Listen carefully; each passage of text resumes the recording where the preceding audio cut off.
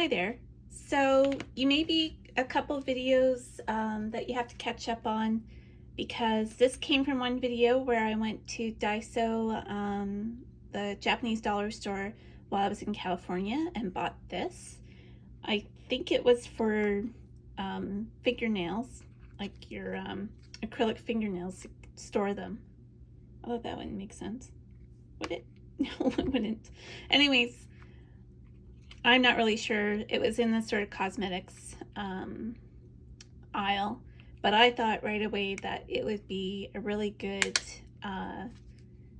palette because it nicely clicks and it's a good size for putting paint in.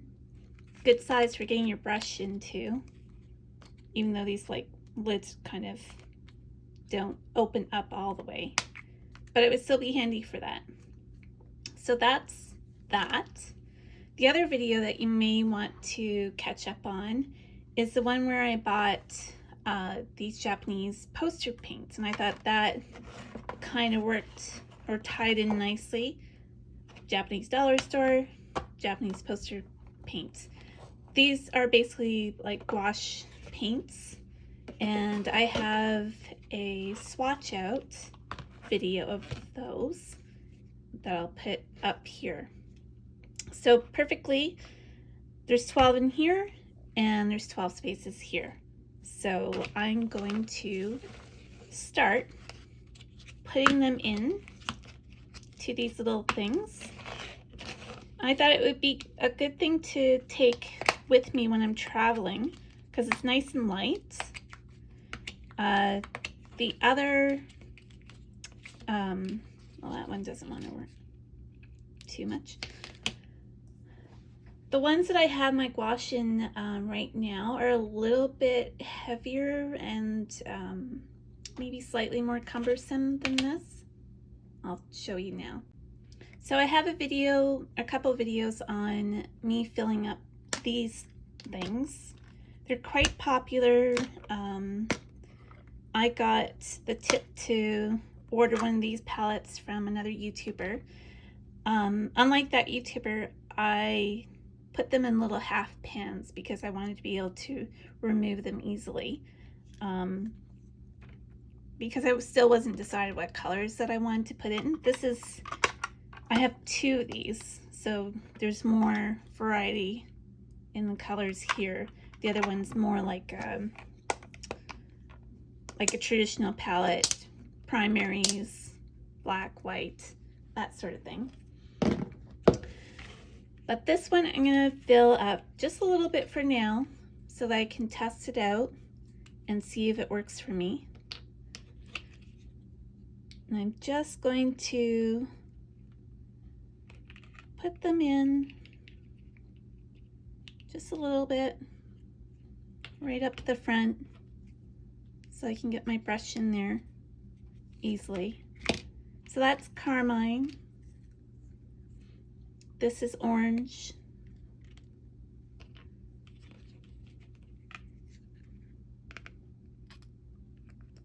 It's a little bit of binder coming out ahead of that.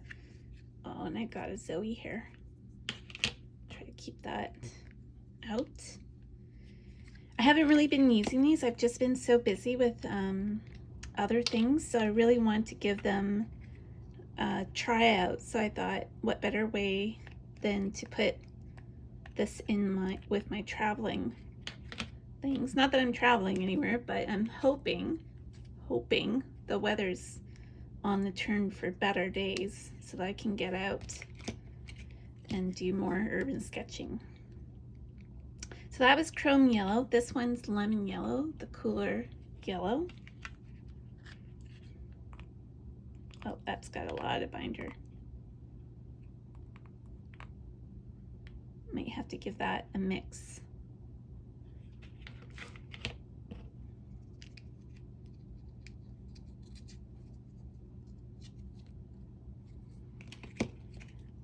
And then chrome green. And if you haven't watched that other video about these Nikker poster colors, I got them from Gwartzman's in Toronto. They have exclusive partnership with Nikker to sell them in Canada. And they do ship to the US. I'm not sure if they ship the Nikker. I think they do. And it's a really great art supply store, like a real traditional old art supply store. Wooden floors, wooden cabinets, just chock full of art supplies. And they're always looking for different things that are hard to get. It's a family run. It started off as like a fabric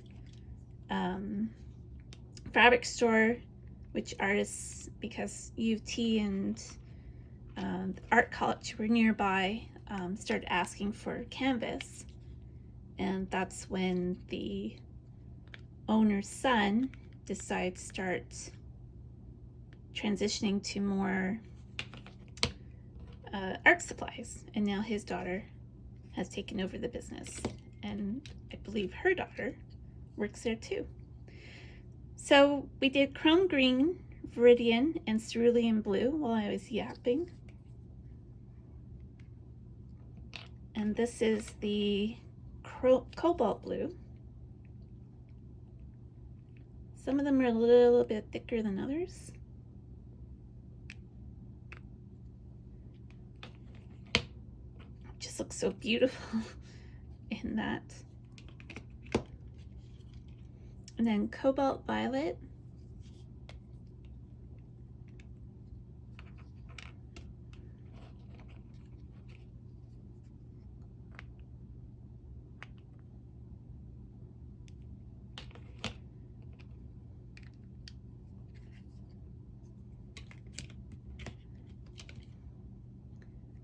Burnt sienna.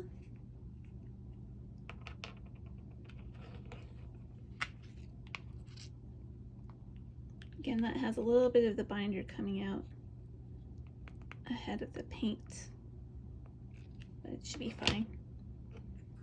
I'll give it a bit of a mix.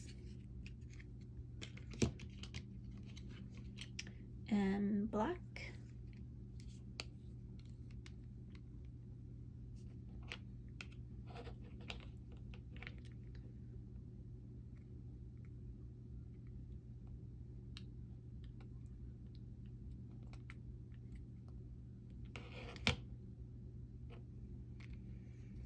I'm debating with myself if I'm going out to, there's a Urban Sketchers meetup tonight. This video will go out way past it, so I won't even bother to give the details. See, there's some more binder. You always need white. But if I do, I might take these with me.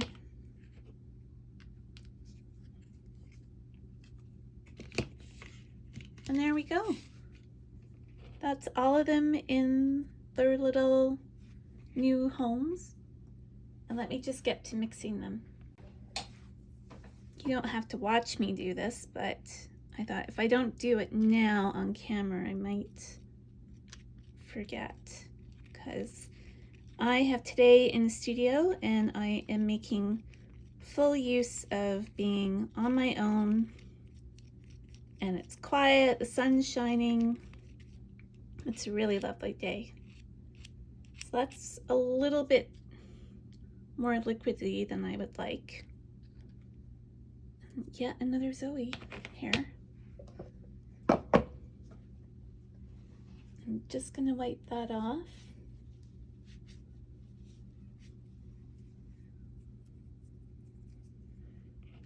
And then the burnt sienna was a little liquidy too.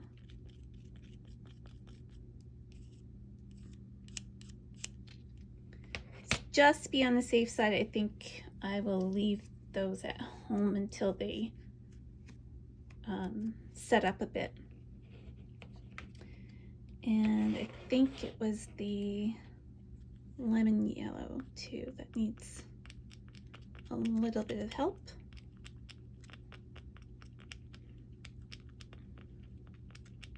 I've kept these Starbucks stir sticks because they're perfect for this.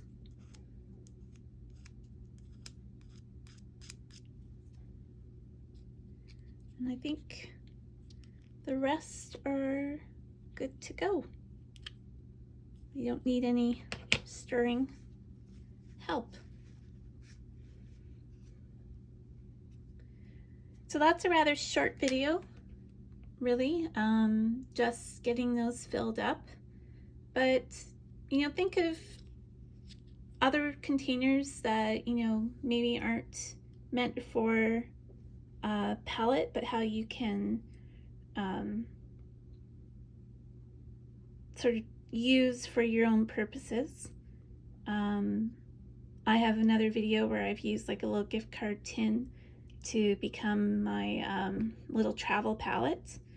So you may not be in an art supply store, you may be in a dollar store or even a hardware store or something, where just keep your mind open and see what you could use for your art practice.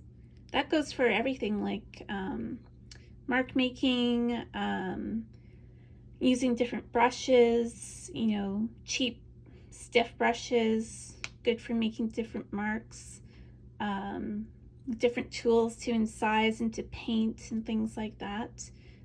You never know. Just keep your imagination going and you'll find something that may be a little bit cheaper in the hardware or dollar store than it is at the art supply store. So there you go. I'll probably do a little video in a bit. I'm just trying to get caught up with all my videos from my trip, but I'll do another little video look back on how this works for me when I'm out and about. Thanks very much. Bye for now.